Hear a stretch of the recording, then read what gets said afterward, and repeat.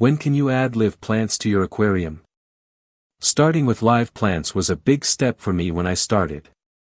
There were so many questions, and one of them was when to add them. I wasn't sure, especially because you have to wait a couple of weeks before adding your fish. When you are setting up your aquarium, you can add plants directly after you added the water.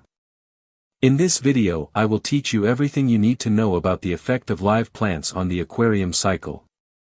Adding plants when setting up a new aquarium. Whenever you set up a new aquarium, you need to let it cycle before you add fish.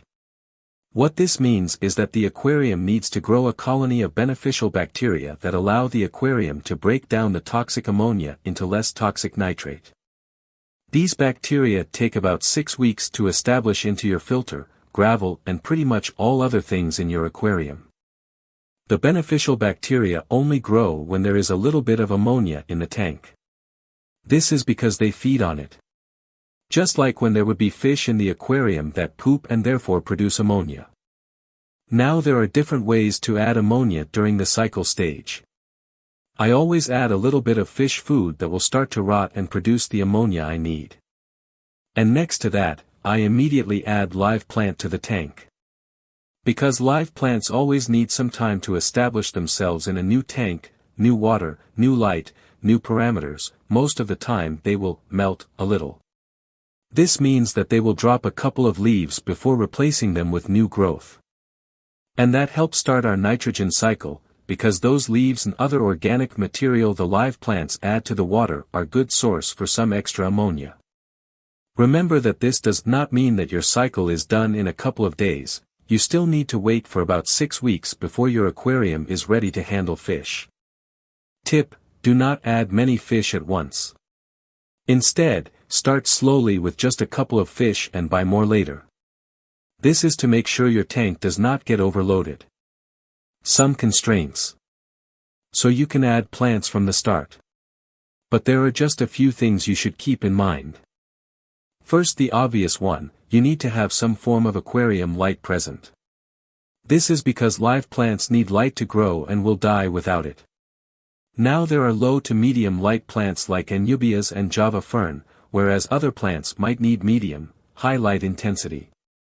Therefore always do a little bit of research on the plant you are adding. The second thing is something that might adding live plants right from the start a little bit challenging. Because a new aquarium does not contain any nutrients for your plants to grow, so make sure you immediately add a good quality all-in-one liquid fertilizer such as Sechem Flourish, link in the description. It will help a lot. Adding plants to an already established aquarium. Whenever your aquarium is already established, you can add plant whenever you want. When you want to add plants to an established tank, the water parameters of your aquarium are not exactly the same as in the store you bought them from. There will always be a difference. Just like fish, plants need to adjust to new water parameters. This shift in water parameters is also the reason why so many plants look like they are dying when they have been in our own aquarium for a couple of days/weeks. This is called melting and is a way for the plant to adjust. Just know that the plant is not dead and it should be just a while before you start seeing new growth.